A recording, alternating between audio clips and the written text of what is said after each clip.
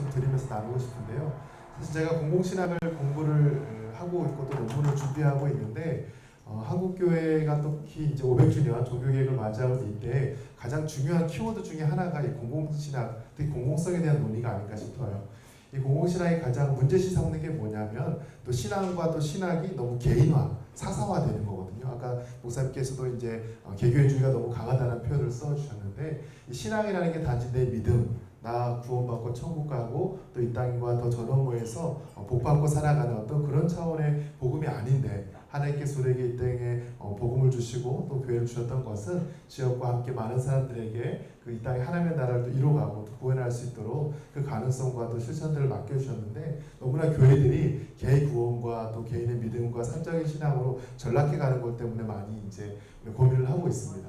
이 공공신학의 여러 가지 특징이 있어요. 첫 번째는 뭐냐면 보편성보다는 특수성을 강조한다는 거죠. 우리가 하나님 나라 너무 큰 이야기 하지 말고 작은 이야기 합시다. 내가 살아가고 있는 내 땅, 내 이웃, 내 삶, 작은 이야기, 특수한 문제를 가지고 고민하자는 게 공공신학의 중요한 여러 원칙 중에 하나이고요.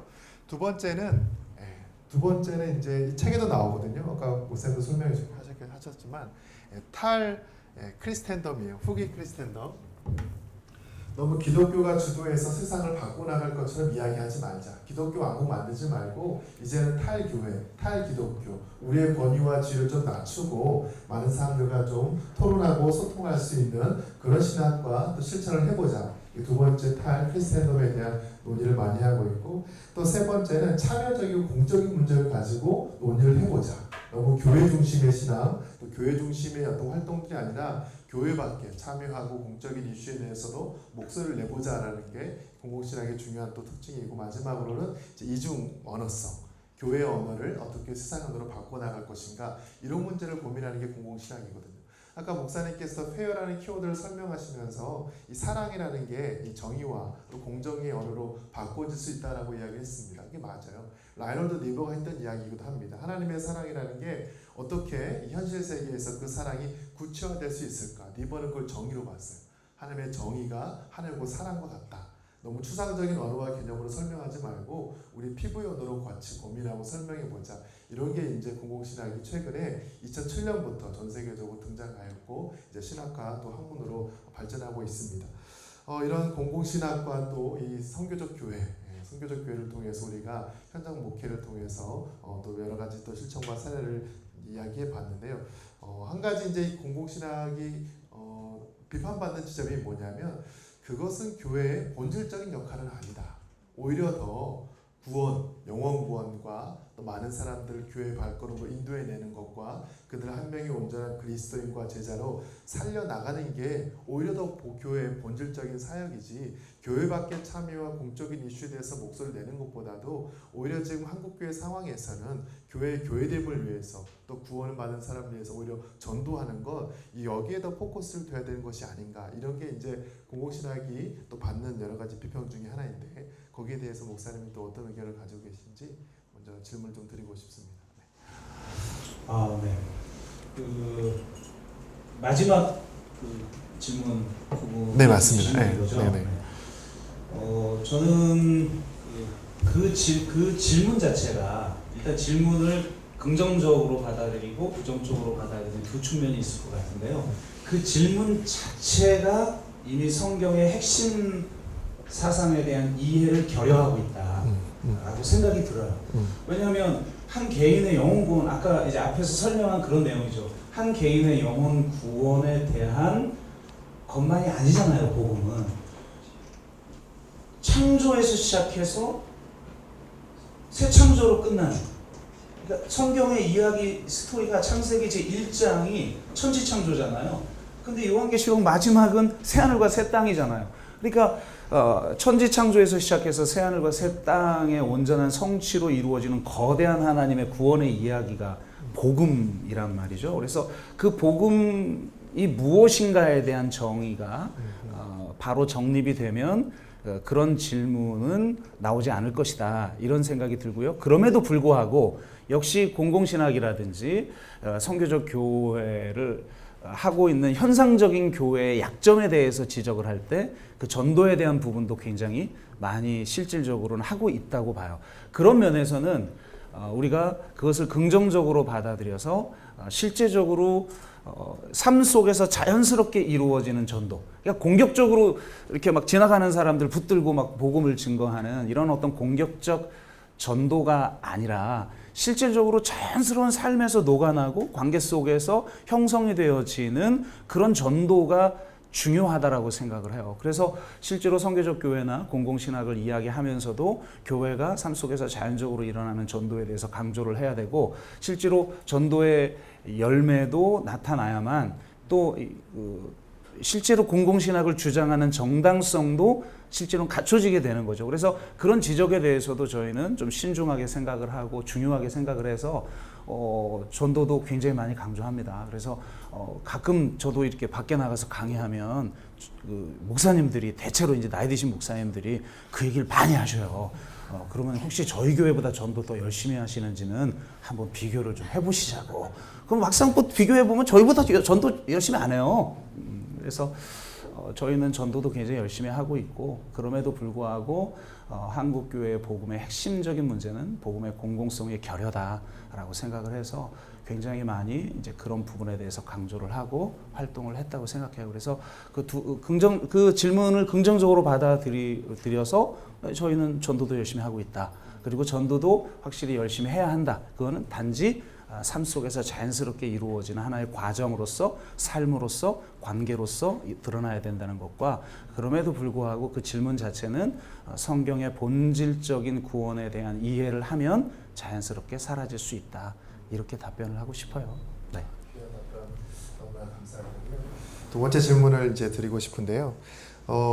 이 공공성이라는 것, 또 공동체성, 또 관계성에 대한 이야기를 우리가 또 많이 강조하게 되는데, 이제 어떤 찰스 매튜라는 신학자는 죄와 타락을 무엇으로 이야기를 했냐면 개인화되는 거, 그러니까 하나님과의 관계가 단절되고 사람들과의 관계가 단절되고 자기 교만과 이기심, 어떤 그런 차원으로 전락해버리는 것을 죄와 또 심판으로 이야기를 하더라고요.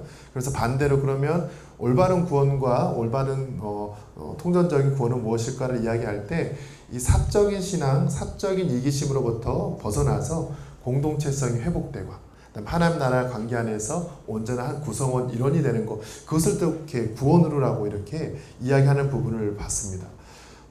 그런 관계와 또 공동체성을 회복하기 위해서 사실 아까도 말씀을 드렸지만 교회가 내가 그 시대와 어떤 그 상황에서 또 주도권자로서 목소리를 내기보다는 나도 그 구성원 중에 한 일원으로서 원오브댐이죠. 내가 그 지역의 화성이라는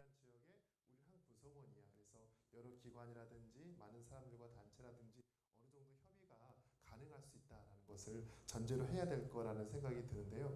그렇다 보면 자연스럽게 이제 질문이 되는 게 뭐냐면 다른 종교와의 관계 안에서, 예를 들어서 화성의 어떤 이슈를 우리가 같이 풀어나가는 과정에서 여러 기관과 단체랑 협의해야 되고 타종교라든지 무신론자라든지 많은 부분과 만나야 되는데 그런 부분에서 이제 어떤 방법들이 있을까라는 또 질문을 하게 될 것 같은데, 혹시 경험이 있으시면 또 말씀도 그런 건 다시 저희가 공간이 오픈돼 있잖아요. 그래서 이제 대관을해서 쓰시는 경우가 있는데, 이제 화성 환경운동연합에서 굉장히 이제 지역에서 액티브하게 활동을 하시는데 저희 공간을 대관하셔가지고 뭐 8주짜리 프로그램을 하셨어요. 근데 어느 날 갑자기 이제 교회에 스님이 오신 거예요. 승복을 입으시고. 그래서 스님도 오셨다 깜짝 놀라고, 저희 교인들도 그날 이제 다락 모임 있었는데 왔다 깜짝 놀라고 막 이런 건데, 알고 보니까 이분이 이제 그 화성 환경운동연합 공동 대표셨는데 이날 이제 수료식이 있으니까 이제 오시게 된 거죠. 근데 교회에서 그런 경험을 하기는 저희가 정말 어려운 일이잖아요. 근데 저희 교인들이 굉장히 성숙하게 굉장히 이렇게 존중하고 잘 해드리고, 스님도 처음에는 놀라셨지만 교회에서 이렇게 공간을 빌려줘서, 화성환경운동연합은 이제 아직 작은 강의실밖에 없는데 이제 그랬던 경험이 제가 굉장히 인상에 남았어요. 그리고 그 타 종교의 문제뿐만 아니라 이제 이웃에게 공간을 공유한다는 문제 역시도 충돌의 지점이 있는데, 저희도 초창기에는 공간을 공유하는 게 굉장히 교회에 어려움이 있었어요. 왜냐하면 공간을 처음 디자인할 때부터, 여기 샘물결도 마찬가지지만 여기 일반인이 들어왔다 그러면 교회 같다 이런 느낌은 안 가지잖아요. 근데 저희도 어린이 부실을 이렇게 공간을 공유하다 보니까 어린이 부 물품을 다 주말에 치워야 되는 거예요. 주중에 또 꺼내야 되는 거예요. 그리고 소그룹실이 많은데 교회에서 와가지고 다락방 모임을 하고 찬양을 부르는데 저쪽에서 아이콘 모임을 하고 저쪽에서 환경운동연합 모임을 하고 저쪽에서는 또 무슨 스터디 모임을 하는데 성도들이 찬송가를 부르는데 눈치가 보이는 거예요. 그러니까 처음에 상태는 어떤 상태였냐면 교인도 불편하고 이웃도 불편한 상태였어요. 이웃분들도 왔는데 누가 저희 동네 지역사회 카페에다 글을 올렸어요. 거기 페어라이프는 공간도 세련되고 참 좋은데 남의 욕하기는 좀 불편해 이렇게 글을 올리신 거예요. 그러니까 약간 카페에 간다는 게 그렇잖아요. 개인으로서 숨어서 이렇게 하는데 그래서 그 지역도 불편하고 저희도 불편한 단계를 지나서 지금은 어떤 단계가 됐냐면 저는 시간 그러니까 저희가 이 지역성, 지속성 또 그 안에서 계속해서 열린 그 태도와 이해를 구하는 것이 굉장히 중요한 일이라고 생각하는데 지금은 어떤 상태가 되냐면 뭐 화성시 지속가능 발전 협의회에서 오셔가지고 저희 회의를 하시다가 수요일 저녁에 회의를 하다가 7시에서 8시가 딱 되면 저한테 그러는 거예요. 임영신 선생님은 수요 예배 가셔야죠. 저희는 회의하고 있을 테니까 선생님 가서 수요 예배 하고 오시라고. 그러면 교회 이쪽에서는 지역사회가 와가지고 수요 예배를 하고 회의를 하고 있고 무슨 대책회의 같은 걸 하고 있고 이쪽 한켠에서는 예배를 드리고 있는 거예요. 근데 저희 교인들이 그분들한테 아니 저분들은 왜 교회 왔는데 예배를 안 드리고 저기 있어? 이렇게 정죄하지 않고 불편하실 때 저희 오늘 수요 예배라 좀 소란하더라도 양해해 주세요, 이해해 주세요 이렇게 이해를 구하고 그 안에는 물론 여러 종교의 다양한 분들이 계시죠. 그분들은 또 저희한테 수요 예배 드리는데 저희가 와서 회의하게 해주셔서 고맙습니다. 이런 대화가 오가는 사이가 된 거예요. 누가 누구에게 강제하지 않으면서 동시에 그 종교와 비종교 또 그 일상과 예배가 같이 공간 안에서 일어날 수 있는 그 상태가 됐다는 게 저는 굉장히 소중하고 진정성의 어떤 소통이 일어나는 지역에서의 과정이었다고 생각해요. 귀한 대답 너무나 감사드리고요.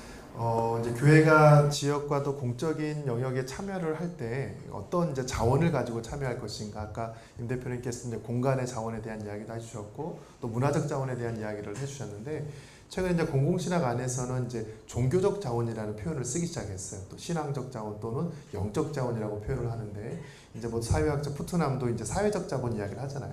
네트워킹이 되고 서로 사람들과의 관계를 통해서 새로운 시너지를 만들어내는 것을 이야기할 때 이 교회가 그런 공적 자원으로서 공간의 자원이라든지 신앙의 자원이라든지 인적 자원이라든지 때로는 이제 영적인 자원까지 포함해서 그렇게 이제 공적 이슈에 목소리를 내려고 할 때 이제 아까도 말씀해 주셨지만 공간적 자원 외에 또 더불어서 동산교회가 하고 있는 또 가지고 있는 자원들이 있다면 어떤 것이 있을까 이야기를 드리고 싶고요. 또 한 가지는 최근에 이제 도시를 연구하시는 분들도 예전에는 이제 주로 건설에 대한 이야기를 많이 했어요. 어떻게 하면 효율적으로 편리하게 많은 사람들이 이 도시에서 살아갈 수 있을까를 고민하다가 최근에는 이제 도시 디자인을 할 때 가치와 의미를 어떻게 부여할 수 있을까. 그래서 이 공간을 안에서 도시 안에서 살아가는 사람들의 삶의 방식과 태도 또 어떤 인생관까지도 어떻게 이런 꼭 종교가 아니더라도 어떻게 그들의 의미를 찾아낼 수 있을까 이런 것들에 대해서 논의를 많이 하기 시작했는데 사실 이 페어처치라는 단어를 딱 듣고 화성이 페어라는 키워드가 맞겠다 또 말씀해 주실 때도 너무나 좋았거든요.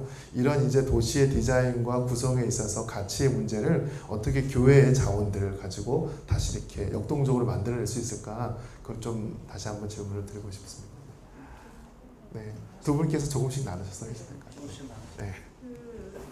그 도시에 대한 고민은 저희가 그러니까 이주하려고 하는 사람은 그 지역을 고민할 필요가 없는 것 같아요. 내가 돈 벌어서 좀 더 난 동탄 가야지, 막 이제 광교 가야지 이러면 고민을 할 필요가 없지만 이 도시에 뿌리내리기로 했다면 이 도시에 대한 고민은 이제 반드시 필요한 거죠. 왜냐하면 이 도시가 우리가 키우는 아이들에게 고향이 되어야 하고 이 아이들에게는 다시 무언가 먼 곳에 갔다가 이제 돌아올 자원이 되어야 되니까.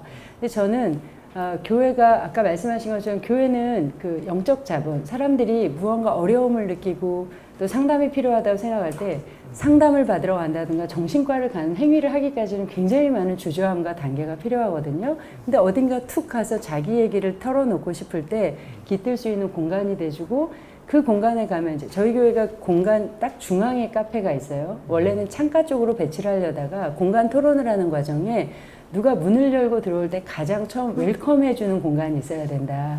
그리고 그 웰컴해주는 사람이 지역사회 모든 사람을 맞이해줘야 된다. 그랬고 그 사람이 이제 안내자 역할을 하면서 필요하면 이제 상담이나 이렇게 진행을 하죠. 그리고 저희가 본당은 분리되어 있는데 저희가 본당 디자인을 할 때 그랬어요. 디자인하는 집사님들이랑 저희는 본당이 성당 같은 느낌이었으면 좋겠다고.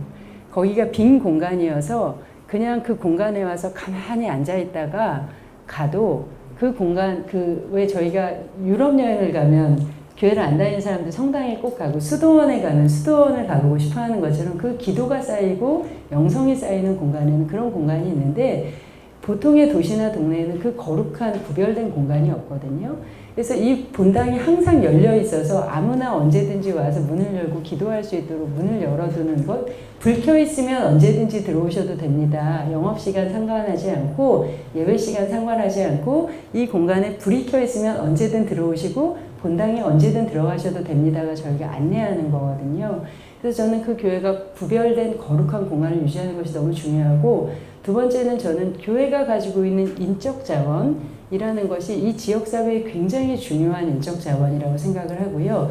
이 교회가 또 지역사회에 있는 가치 있고 소중한 일을 하는 사람들을 매핑하고 네트워킹 해내서 교회를 넘어서는 이 경계를 넘어서는 어떤 그런 인적 자원을 그룹핑해 나가는 것이 또 굉장히 중요한 일이라고 생각해요. 그래서 저희가 수많은 프로그램들을 하는데 사람들이 맨날 이제 물어봐요. 아니 어떻게 그렇게 재능 있는 사람들이 많으냐 이렇게 물어보면 제가 이제 농담 삼아 이러거든요. 뭐 어디나 이 정도는 있는 거 아니야? 제가 이제 이렇게 농담을 하기도 하지만 그 비결은 교회야 라고 대답을 해주거든요. 왜냐하면 교회는 사회에서는 변호사는 변호사끼리 만나고요. 교수는 교수끼리 만나고 연구자는 연구자끼리 만나고 시민운동가는 시민운동끼리 만나서 밥 먹고 술 먹고 여행 가고를 다 하잖아요.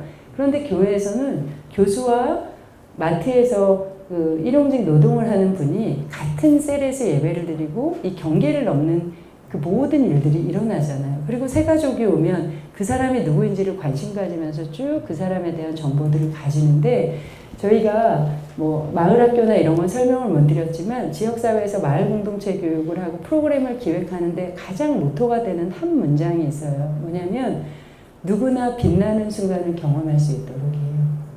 그 사람의 가장 빛나는 것이 저희가 페어라이프에서 100개의 프로그램이 돌아가는 게 목표가 아니라 한 번도 강의자로 서보지 못한 사람 100명이 강의를 해보는 경험.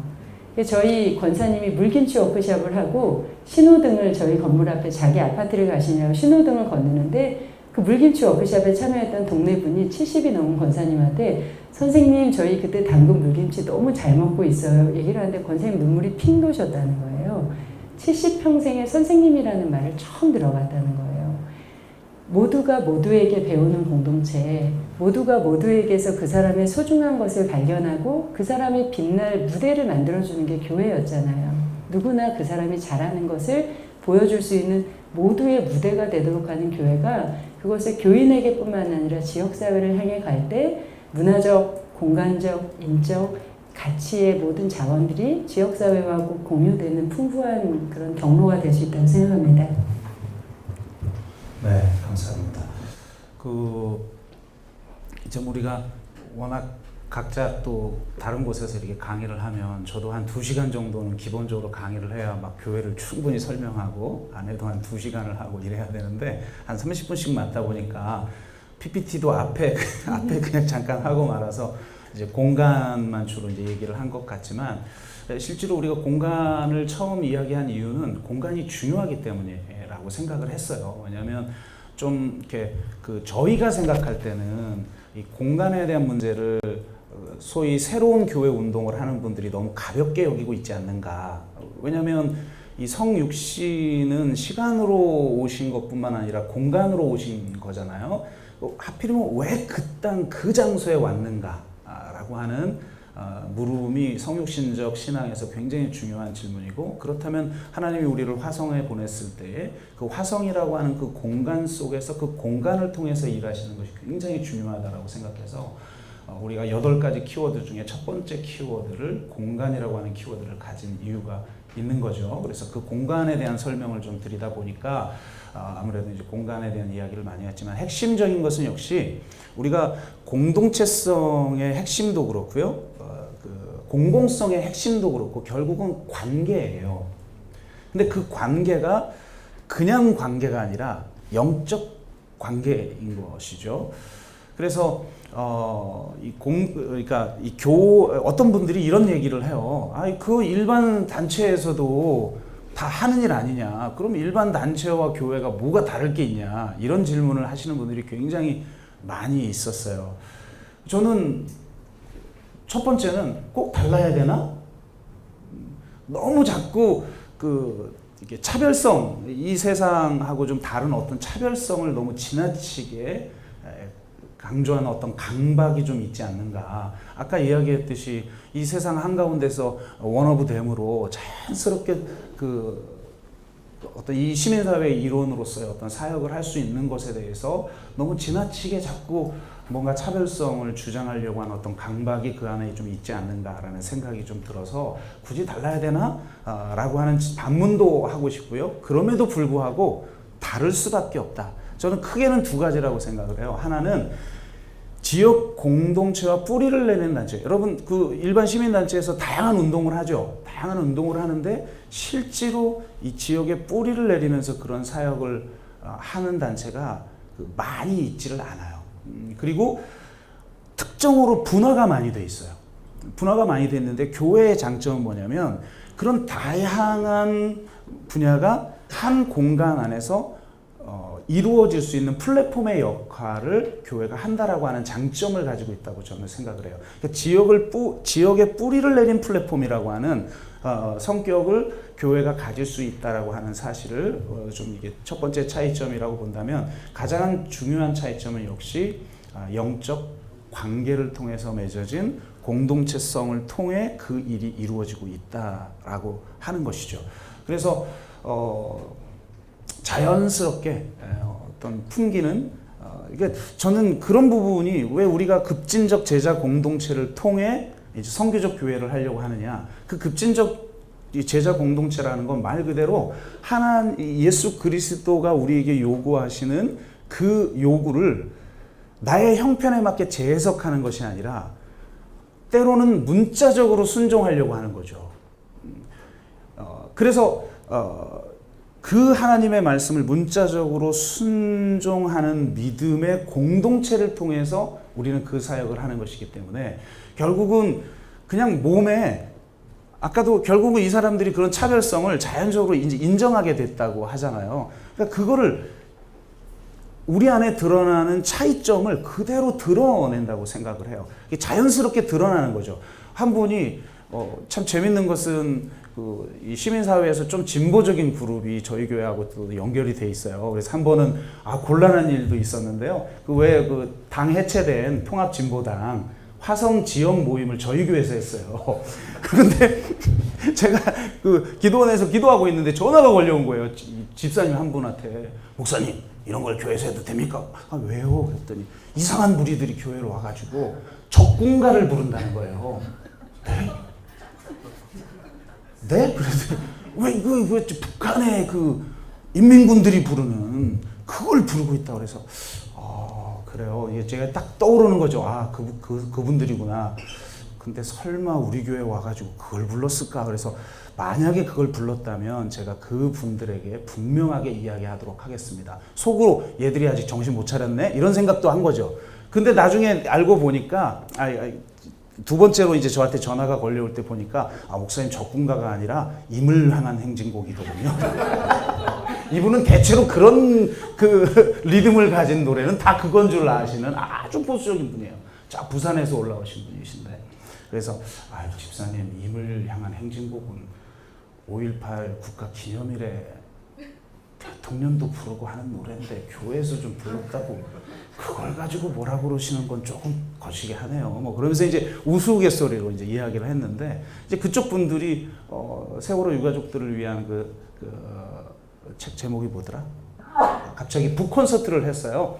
북콘서트를 하는데 희한하게 저를 초대했어요. 유가족들이 오는데 목사님이 좀 그리고 유가족들 중에 한 분이 기독교인인데 이제 곧 교회를 떠날 이래. 왜냐면 유가족들이 너무 상처를 많이 받아가지고 대부분 다 교회를 떠났거든요. 왜냐하면 그분들의 상처를 해석할 언어가 없는 거예요. 전통 교회는. 그러니까 뭐 이 한국 사람들 국민을 깨우치려고 하나님이 세월호를 뭐 했다느니 이런 막 막말 중에 막말과 하나님을 완전히 폭군으로 만드는 반기독교적인 얘기를 대형 교회 목사가 몇만 명을 모아놓고도 할 수 있는 사회잖아요. 기독교 사회라는 게. 참 이제 이게 복음에 대한 재해석이 안 돼 있는. 근데 어쨌든 그런 그러니까 많이 떠나니까 그런데 그런 기독교인 중에 한 분이 오셔서 이 북 콘서트를 한다는 거예요. 그분들이 그러면서 저를 초대하는 거예요. 그러니까 그분들도 우리의 어떤 차이점들을 인정해 주면서 부르죠. 그래서 제가 그 북 콘서트에서 정말 이렇게 짧게 이렇게 얘기를 했는데 굉장히 놀라운 일들이 거기서 일어났어요. 근데 그 간증이 이제 기니까 놀라운 일들이 일어났는데 그 중에 그분들 있잖아요. 그 이물과 행진곡 불렀던 분들 중에 한 분이 저한테 저는 그게 굉장히 마음에 오랫동안 와닿았어요. 어떤 일 때문에 제가 그 페이스북에 글을 올렸더니 댓글에 참 그 교회를 바라보면 저도 교회를 다니고 싶어져요. 이렇게 얘기를 하는 거예요. 해체된 당원이. 그래서 그게 묻어나는구나. 그러니까 저분들은 다르다. 그러니까 일반 시민사회 이론으로도 우리는 아까 이중 언어를 이야기했지만 우리는 거의 다 쓰는 언어가 그냥 일반 사회에서 쓰는 언어를 그냥 쓰고 있거든요. 왜냐하면 성교적 이중 언어를 반드시 써야 되지 우리만 통용되는 언어를 써가지고 그 사람들하고 소통이 안 되니까 그냥 일반 사람들이 쓰는 언어를 쓰지만 그럼에도 불구하고 뭐가 다른 거예요. 그 다른 게 뭐냐면 바로 우리 안에 있는 기독교적 영성인 거죠. 하나님을 만났고 그리스도를 만났고 성경을 통해서 하나님의 사명이 무엇인지 통전적 선교가 무엇인지에 대한 것들이 우리 안에 녹아져서 그냥 나오는 거예요. 그래서 그런 것들이 우리 공동체 원들을 통해서 그리고 그 공동체가 섬기는 다양한 사역들을 통해서 그냥 묻어나는 거죠. 묻어나는. 그래서 굳이 일부러 차별점을 만들려고 하는 것이 아니라 우리 안에 기독교적 영성이 삼위일체적 영성이 자연스럽게 묻어나면서 이미 세상의 사람들도 그 차별성을 이해하고 수용하고 받아들여주고 뭔가 다른 것을 나도 갖고 싶다라는 그런 어떤 마음들을 갖게 할 수 있는 것이 바로 기독교 영성이 아니냐. 그러니까 그 영성으로 하나가 된 공동체적 관계를 통해서 일하며 그런 영성으로 하나 된 관계와 세상과 관계를 맺는 그 속에서 그런 자연스러운 것들이 좀 드러나고 있다라고 하는 얘기도 하고 싶어요. 너무 귀한 답변 감사드리고요. 시간 한 15분 정도 남았는데 이제 플로어 오늘 참여하신 분들 통해서 또 질문을 받기를 원하시는 혹시 궁금하신 거 있으면 손을 좀 습해 주시면 저희가 또 질문을 통해서 같이 또 이야기를 더 해보도록 하겠습니다. 혹시 있으신지요? 네. 자연스럽게 부담 없이. 네. 또 뒤쪽에 마이크 좀.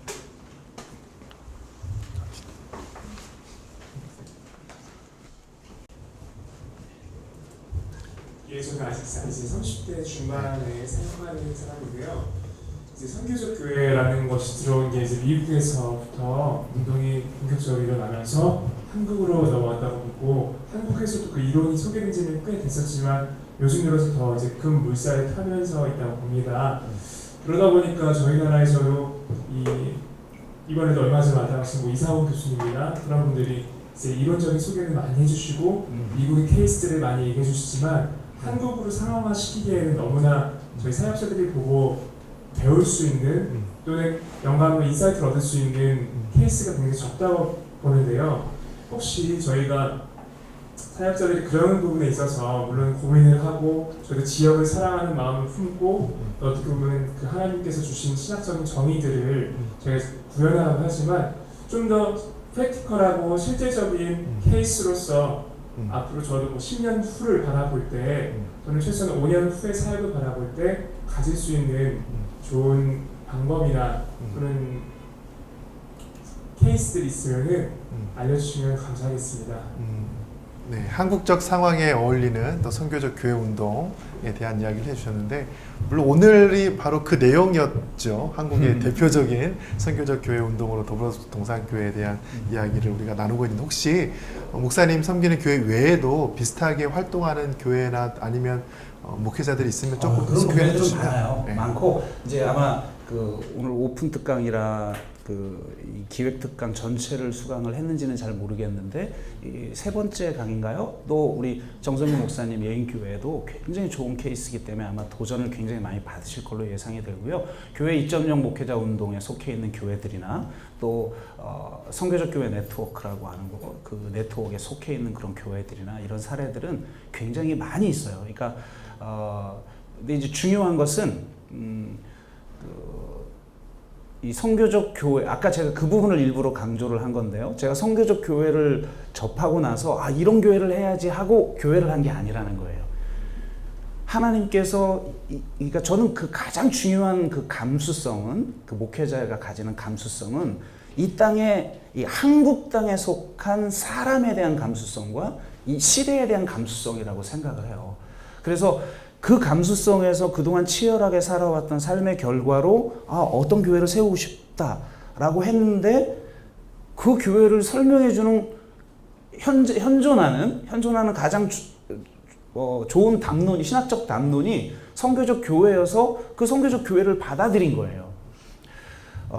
그런 의미에서 저는 지금 한국 교회에서 일어나고 있는 선교적 교회 운동 중에 하나님이 저는 긍정적으로 봐요. 또 그 이상훈 교수님이 이번에 왔다 간 곳에 초청된 선교적 교회 컨퍼런스 저도 초청을 해서 그냥 잠깐 들렸다가 이상훈 교수님 뵙고 책 드리고 저도 책 하나 받고 그랬거든요. 근데 이제 거기 오신 분들이 보니까 그 교회가 뭐 아무래도 이제 좀 제가 오니까 이렇게 이 정도밖에 안 오잖아요. 그럼 한 100명, 200명 정도 오려면 대형 교회 목사가 와야 되니까 초대형 교회 목사님들 모셔놓고 선교적 교회를 하더라고요. 그래서 저 교회가 언제부터 선교적 교회였지? 그런 생각이 드는 분들을 모셔놓고 선교적 교회 컨퍼런스를 하는 거예요. 그래서 제가 이 선교적 교회가 자칫 교회 부흥이 이제 닫히고 성장이 닫히고 기독교 이미지가 많이 망가졌으니까 그것을 회복하려는 방법론적 어떤 돌파구로서 접근을 하고 있는 것이 아닌가 하는 우려가 있어요.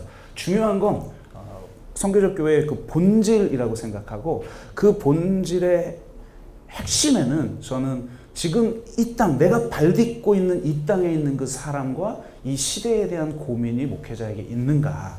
저는 그게 가장 중요하다고 생각하고요. 그런 고민 속에서 이미 이 시대 가운데, 이 땅 가운데 일하고 계시는 하나님의 선교에 동참하는 게 선교적 교회니까 저는 그런 치열한 고민을 하고 계시면 이 땅과 이 시대 가운데 일하고 계시는 하나님의 통치, 하나님의 일하심을 영적으로 분별하실 수 있을 거예요. 그러면 그 영적인 분별에 대한 반응으로서 하나님이 나의 아까 말씀드렸던 것처럼 자기 삶을 통해서 준비시켜온 자기 삶의 스토리가 그것이 딱 만나게 될 때 하나님이 나를 통해서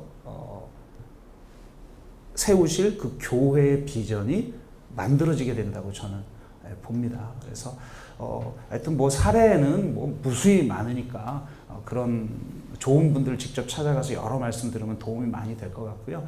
그리고 우선은 이 책이 페어처치가 나왔으니까 읽어보시면 굉장히 큰 도움을 받지 않을까 이렇게 생각을 하고 있습니다. 네, 감사합니다. 혹시 또 다른 질문 하실 분 있으면 네. 한 두 분 정도 더 받으면 좋을 것 같은데 우리 가운데 네. 짧게 본인 소개도 해주시면 좋을 것 같아요. 네. 저도 신학을 공부하고 신대문을 졸업했는데요. 하고 교회 공공성에 대한 고민을 가지고 현재 사회 정책을 또다시 다음에서 공부를 하고 있습니다.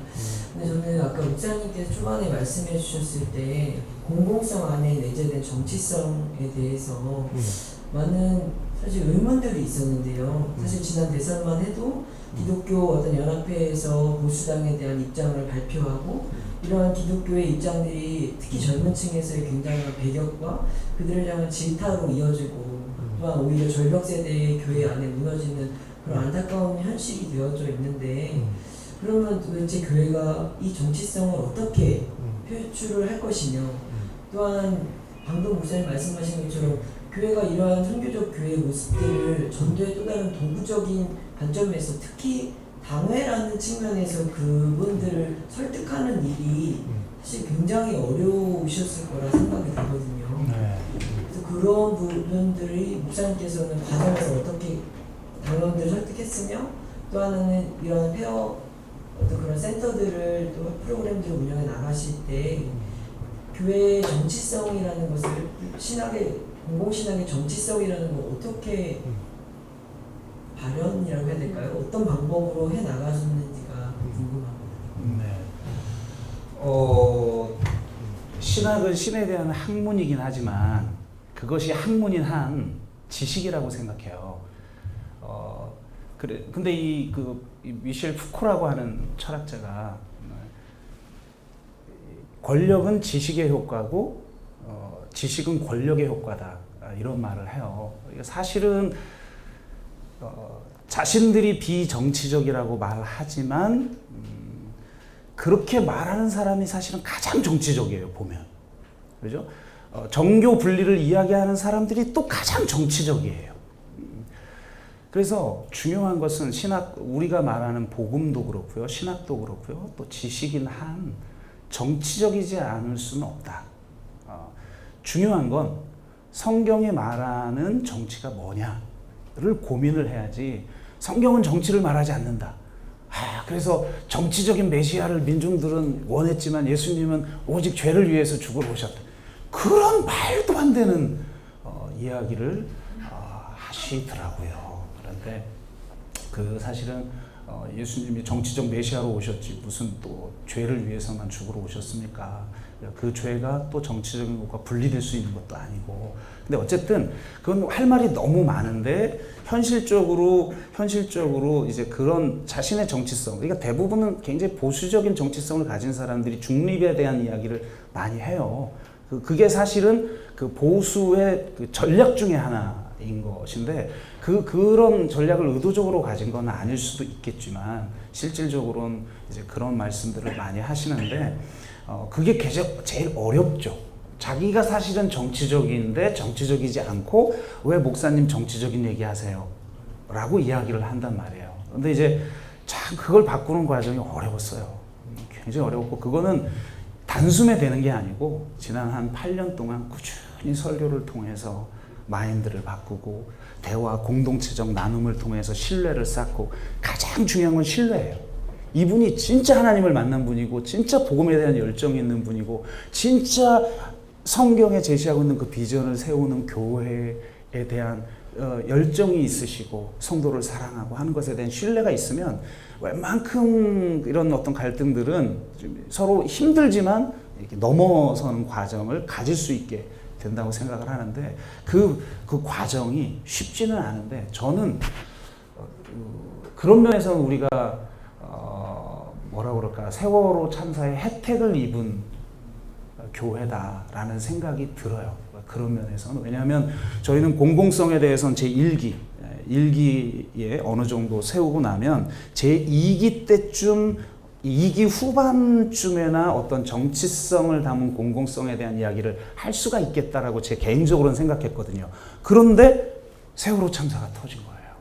그러니까 세월호 참사가 터지니까 저도 너무 마음이 아팠고 이 사회에서 반응하는 것 그리고 특히 기독교 내에서 이 교회들이 반응하는 걸 보면서 마음이 너무 아프다 보니까 저도 굉장히 이렇게 단계적으로 왜냐하면 교인들이 그걸 수용할 수 있을 정도로 느리게 다가가야 되잖아요. 목회라는 건 목회하고 운동하고는 좀 다르잖아요. 선명성을 가지고 막 쫙 밀고 나가는 거랑 목회는 나와 다른 분들과 함께 더불어 천천히 느리게 같이 공동체를 만들어가면서 그 일을 해야 하니까 굉장히 늦게 되어져야 되는 부분이었는데 제가 그렇게 해왔었는데 그 세월호 참사 앞에서는 저도 좀 과한 반응들이 좀 나왔어요. 왜냐하면 너무 한국교회가 지금 막말을 함부로 하고 반성경적인 이야기들을 막 하고 그리고 너무 상처를 주고 그러니까 저도 설교 때 막 격하게 나오니까 막 핵심 멤버들, 교회 중직자들이 교회를 떠나겠다고 그러고 뭐 일일이 만나서 이제 같이 대화하고 설득하고 그렇게 했는데 그래도 우리가 혜택을 입었다라는 의미는 뭐냐면 이분들이 싫은데 세월호 참사는 온 국민이 함께 최소한 싫어도 아파하는 거는 동의가 되는 거잖아요. 그러니까 이게 대놓고 반대를 하기는 힘든데 싫은 거예요. 참 애매한 사안인 거죠. 이 세월호 참사라고 하는 것이. 그러니까 그런 사안이었기 때문에 좀 이 정치성에 대한 접근을 할 때 세월호 참사로 접근을 했을 때 조금은 좀 수월한 부분도 없지 않았다라고 하는 것은 혜택인 것 같고요. 중요한 것은 끝까지 신뢰의 관계성 속에서 저도 성도를 믿고 성도도 목회자를 믿고 끊임없이 대화하면서 천천히 나아가면 저는 놀랍게 바뀌더라고요. 저희 교회 한 초반에는 80~90%가 다 보수적인 분들이에요. 그러니까 얼마나 힘들겠어요. 그러니까 저희는 안 떠나고 남아있는 것만 해도 감사해요. 근데 저를 믿는 거죠. 이제 목사님은 정말 우리들을 있는 그대로 인정하는구나. 보수나 진보나 나이 든 사람이나 젊은 사람들이나 그리스도 안에서 진짜 온전히 하나 되는 공동체를 꾸려나가려고 하는구나라는 것을 신뢰해 주는 거죠. 그러니까 그런 분들이 그 신뢰의 관계 속에서 이렇게 변화되어져 간다. 진정성을 가지고 신뢰를 가지고 느리게 같이 해나가면 정말 안 변할 것 같았는데 지금은 정말 놀랍게 바뀌어서 같이 광고하고 같이 촛불 집회 광고하면 갈 사람 가고 그래도 이제는 누구도 문제 제기를 하지 않는 보수적이어도 본인이 그러셔도 그리스도 안에서 보수나 진보나 종이나 자유자나 하나가 될 수 있는 것이 진짜 교회라면 그런 교회가 돼야 된다고 이제 교회 공동체가 믿는 것 같아요. 그래서 그런 신뢰를 가지시면 만들어져 간다라고 생각을 합니다. 네. 목사님께서도 말씀해 주셨지만 그 시대와 상황에 대한 고민으로부터 출발하는 것 같아요. 그 이제 공공신학 국제저널이라는 이제 언론 신학 잡지가 있는데 거기에서 이제 세계 각국에서 공공신학 하시는 분들 아티클을 보면 다 각자 자기 나라와 자기 상황의 이슈들에 대해서 고민을 많이 하더라고요. 그러니까 남미 같은 경우는 당연히 이제 해방의 상황에 대해서 이야기를 많이 내고 아프리카는 인종 문제라는 식량 문제에 대한 이야기, 영국은 최근에 도시 문제라든지 비리언 문제, 또 호주 이쪽에서 원주민, 섬에 있는 원주민에 대한 문제니까 각자 자기 상황에서 구체적으로 공적인 이슈에 대해서 신학과 교회가 어떻게 고민할 것인가 거기에 대한 이야기를 많이 하는 것 같아요. 또 마찬가지 세월호라든지 한국 사회가 맞이하고 있는 문제에 대해서 신학과도 교회가 어떻게 고민할 것인가 이게 아마 이제 선교적 교회 운동의 출발점이 아닌가 생각이 듭니다. 시간이 많이 지났지만 한 번 정도 우리 더 질문을 하도록 할까요? 마지막 질문할 기회를 드리도록 하겠습니다.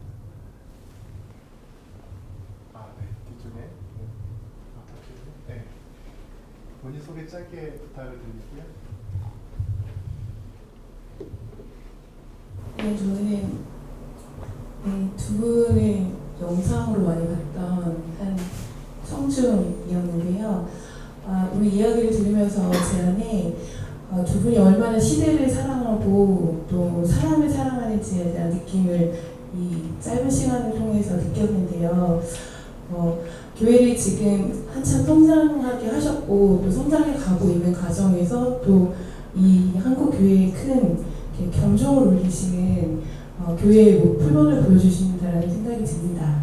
제가 좀 궁금한 거는 여기에 멈추시지 않으실 것 같아요, 두 분이. 그래서 미래적으로 10년 후라든가 미래적으로 어떻게 이 교회가 더 성장해 갈 것인지에 대한 좀 계획들이나 생각들이나 비전들이나 본질이나 아무거나도 좀 얘기를 해주시면 좋지 않을까 그런 생각이 듭니다. 지금의 문제의식을 가지고 앞으로 어떤 목회를 또 구체적으로 계획하고 계시는지를 좀 말씀을 이건 부탁드립니다. 둘 다 한 번씩 조금씩 네네. 얘기를 해야 될 그런 사안인 것 같은데요.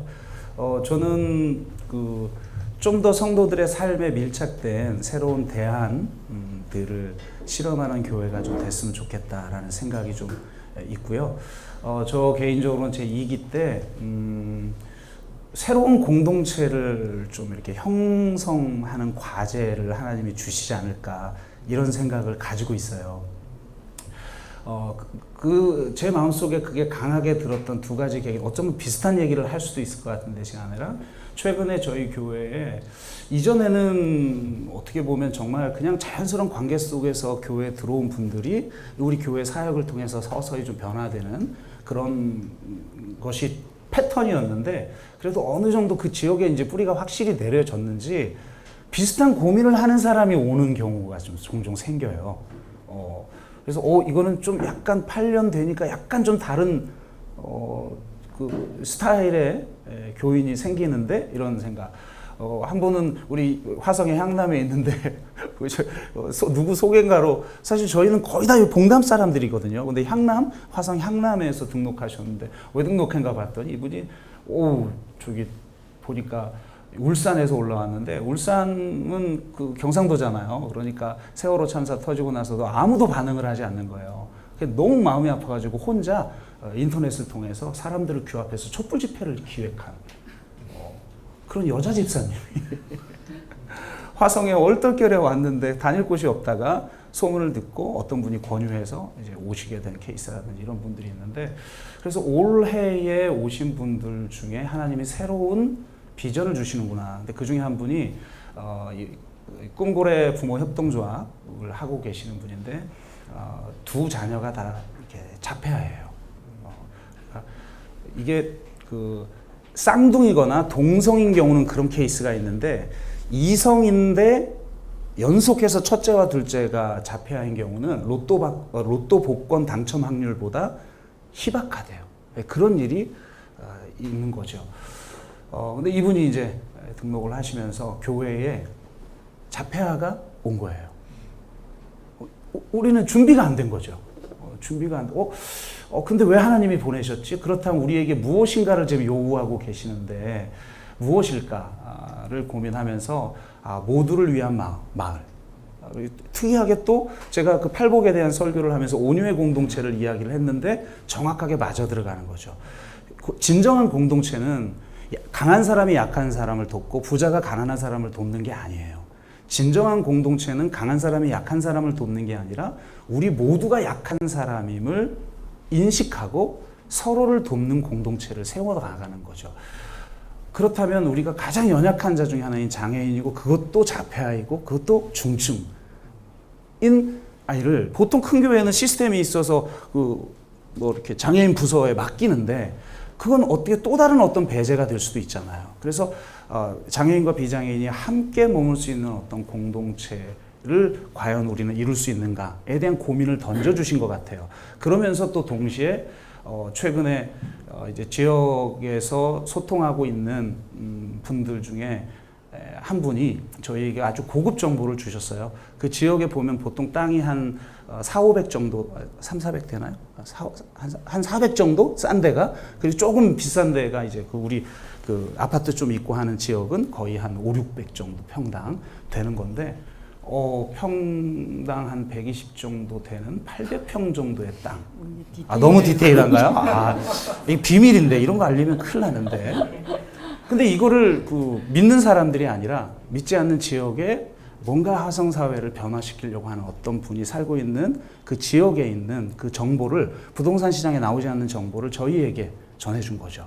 왜냐하면 저희가 바로 그런 마을 공동체를 꿈꾸고 있다는 걸 알고 있으니까.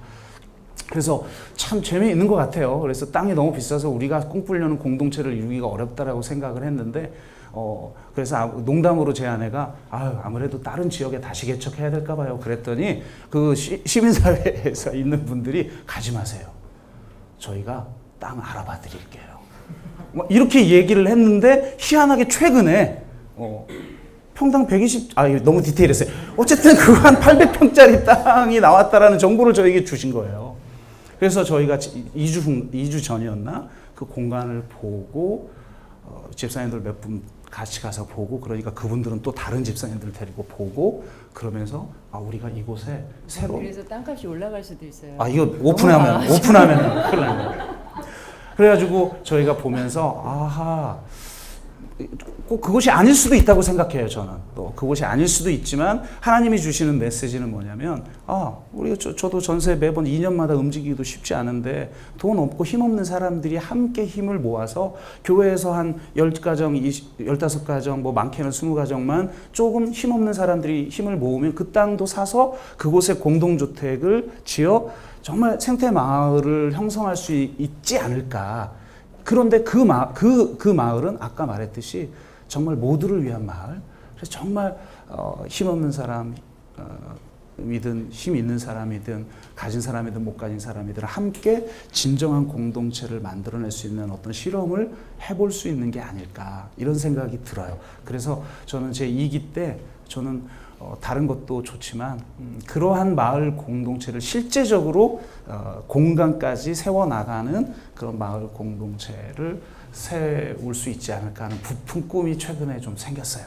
그래서 그런 마을을 통하여서 어떻게 초대교회 공동체가 그 마을을 통해서 실제적으로 이루어질 수 있는가도 실험해 볼 수 있지 않을까 하는 그런 비전을 좀 가지고 있습니다. 좀 구체적으로 얘기하자면 그렇습니다.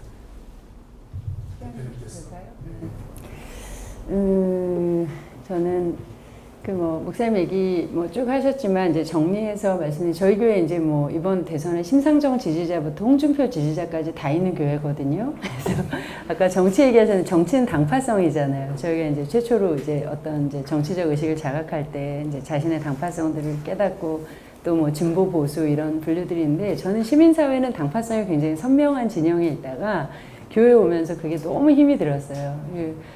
저희는 안티조선 운동을 해서 제가 시민사회 일하는 동안 조선일보 인터뷰를 다 거절했거든요. 제가 봉담와서 처음 조선일보 인터뷰를 허락했어요. 우리 동네 사람 다 조선일보밖에 안 보니까 한겨레 경향 백날 나와봐야 멀리 있는 사람들이 어디 나오셨네요 이러죠. 우리 동네 사람들 등잔빛이 깜깜한 거. 그러니까 저한테도 되게 경계를 넘는 경험이었고 제가 평화를 위해 싸우고 목숨을 걸고 분쟁적에 가고 이런 일은 참 선명하니까 쉬웠는데 제가 홍준표 지지자나 박사모인 우리 권사님 집사님들이 사랑하는 일이 저한테 너무 어렵더라고요. 이분들을 이해하고 사랑하는 일이. 그래서 제가 목사님한테 그래서 웃겨서 여보 정말 모든 사람은 사랑받아야 되는 걸까? 모든 사람은 이제 행복해야 되는 거예요. 이게 목회적으로 과제를 우리한테 주어진 게 이제 이게 너무 힘든 거예요. 당신한테 주어진. 네, 저한테. 그래서 목사님 훈련이 돼가지고 이제 그게 쉬우셨는데 저는 좀 힘들었던 것 같아요. 근데 이제 시민사회 경험이 장점도 되고 단점도 되고 이랬고 또 장점으로는 이중언어를 가지고 있으니까 제가 지역사회에서 사람들을 만날 때 오히려 교회 사람들이랑 대화하는 게 조금 더 어렵고 시민사회나 지역 사람들이랑 대화하는 건 좀 쉬웠어요. 그래서 이제 그렇게 땅을 알아봐 주시기도 하고 저희 또 작년에 또 저희 집 이사를 가야 되는데 전세가 너무 올라가지고 저희 동네에서 집을 못 구하니까 온 동네 부동산에서 막 집을 알아봐 주셔가지고 이사 이틀 전에 저희가 간신히 집을 구해가지고 가는 경우도 있었어요. 그래서 저는 거창한 계획보다는 좋은 이웃, 교인이 되지 않아도 들락날락 할 수 있는 교회가 됐으면 좋겠고 제가 이제 오늘 못 보여드린 이야기가 토토토나 이제 꿈의 학교 이런 이야기인데 저는 제가 되게 늦게 교회를 다녔어요. 17살에 처음 교회를 가서 신앙생활을 시작하고 이제 신학대학을 가고 이랬었는데 17에 제가 갔던 교회를 제가 늘 기억해요. 그래서 저희 동네 애들에게 우리 교회는 내가 17에 만났던 그 교회인가 이 교회는 17인 우리 동네 애들에게 어떤 통로가 되어주고 있는가를 생각하거든요. 그리고 먼저 찾아가는 교회, 또 그 아이들에게 새로운 부모가 해줄 수 있는 것이 모든 게 끝나는 게 이제 청소년기인데, 저희 아들도 20살이 되고 대학을 안 갔지만, 저희 아들이 가지고 있는 사회적 자본하고, 저희 동네 화성시 봉담읍 동아리에서 초중고를 나오고 대학을 안 간 20살 친구가 가지고 있는 사회적 자본이 너무 다른데, 교회이기 때문에 저희 아들이 저를 쓰듯이 그 아이들이 저에게 찾아와서 정보를 구하고 상담을 하고 진로를 요청할 수 있는 그런 이제 공동의 어떤 이제 플랫폼이 되는 거죠. 그래서 얼만큼 이제 하나님이 저희가 이 화성지역에 얼마나 있게 하실지는 모르겠지만 있는 동안 저희 동네 애들은 제가 막 국제회의하고 막 이렇게 국제활동 하는지도 몰라요. 영어 수행평가 이런 거 봐달라고 찾아오고 대학 자소 썼을 때 봐달라고 이메일 보내고 그러거든요. 저는 그게 희망이라고 생각해요. 왜냐하면 희망은 그것이 얼마나 거대하고 얼마나 정교한가의 희망의 무게가 있는 것이 아니라 그것이 얼마나 내게 가까이 있는가에 있다고 생각하거든요. 헬레나 우지가 얘기한 것처럼 내가 걸어갈 수 있는 곳에 내가 원하는 것이 모두 있는 마을. 저는 이게 제가 꿈꾸고 있는 이 지역사회에서의 꿈이에요. 그리고 그것이 진짜 희망이 되려면 만져질 수 있고 다가갈 수 있고 문을 열 수 있어야 되는데 저희 교회에 혹시 뭐 작지만 희망의 키워드들이 있고 희망의 가능성들이 있다면 그게 우리 동네에 있는 중학생, 고등학생, 초등학생 혹은 아이를 낳고 우울증에 있는 어떤 엄마들에게 혹은 50대, 60대 은퇴를 앞두고 두려움 가운데 있는 지역사회 사람들에게 이 사람들이 우리 교인이 되건 안 되건 그 교회에 가서 내 시름을 내려놓고 무언가 새로운 가능성을 찾고 내 삶을 환승하고 싶을 때 환승의 플랫폼이 될 수 있는 수많은 정보와 자원이 연결될 수 있는 통로로서 지역사회 가까운 곳에 내가 여기 샘물결 여기 있지만 지금 방송하는 이유가 뭐예요? 지역에 있는 분들 여기 못 오잖아요. 샘물결이 광주에도 있고 목포에도 있고 또 다른 이름으로 생겨나야 하는 것처럼 우리에게 이것이 대안이고 선교조 교회의 희망이 되려면 다른 이름으로 다른 형태로 다른 모습으로 내가 걸어갈 수 있는 거리에 이런 공간과 시간과 일들이 생겨야 되는데 저는 한국 사회에서 그것을 제일 잘 해낼 수 있는 그릇은 교회라고 생각해요. 시민단체 저도 15년 시민단체 일했지만 저희는 시민단체는 일하면 무조건 보도자료 내고 기자회견하고 해야 되거든요. 그리고 한 일이 언론에 나야 돼요. 기자를 만나고 교수를 만나고 변호사를 만나고 이런 거는 쉽지만 저는 제가 화성 오기 전까지 한 번도 이렇게 지역사회에서 마을에서 사람들을 만나고 대화한 적이 없었어요. 시민운동을 하는데 전문화되고 분업화되다 보니까 근데 제가 마을에 있고 동네에 있고 교회에 있다 보니까 우리 동네 중학생이 저를 찾아오고 동네 분들이 저를 찾아오려고 할 때 제가 언제 시간 되세요? 바쁘지 않으세요? 그럼 제가 8년 동안 똑같이 한 말이 바빠 보일지라도 아니요, 안 바빠요. 찾아오신다면 제가 언제든지 만날 수 있어요. 목회 우리 교회 등록하는 교인들에게도 교회에 와서 다른 건 다 모르겠지만 진짜 아무에게도 연락할 수 없을 때 진짜 죽고 싶은데 아무에게도 전화할 사람이 없을 때 한밤중에도 전화를 받을 수 있는 사람이 목회자니까 개념치 마시고 전화하라고 저희 동네 애들한테 제가 얘기하거든요. 그래서 희망의 모양도 중요하고 희망의 종류도 중요하지만 희망의 거리를 좁힐 수 있는 유일한 플랫폼이 교회라면 그것이 선교적 교회로서 교회가 가질 수 있는 유일한 희망 아닐까 생각하면서 이야기 마칩니다. 감사합니다. 두 분에게 또 뜨거운 박수 부탁드리겠습니다. 이번 시간까지 함께해 주셔서 감사하고요. 이대용 목사님 최근 책 폐허 전체를 많이 또 사랑해 주시면 좋겠습니다. 다음 주도 계속 우리 강의가 진행되는데 또 성석환 박사님 또 최경환 연구원 나오셔서 도시와 교회 또 선교적 교회에 대한 문제를 논의해 주시겠습니다. 다음 주도 또 많은 참석을 부탁드리겠습니다. 우리 마무리.